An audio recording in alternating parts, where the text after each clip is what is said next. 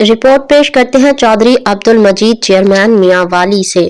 You اے ای کے صدر شیخ محمد بن زید پاکستان پہنچ گئے، پروقار استقبال گارڈ آف آنر پیش۔ اسلام آباد وزیر اعظم شہباز شریف کی دعوت پر متحدہ عرب امارات کے صدر شیخ محمد بن زید ال نہیان پاکستان پہنچ گئے۔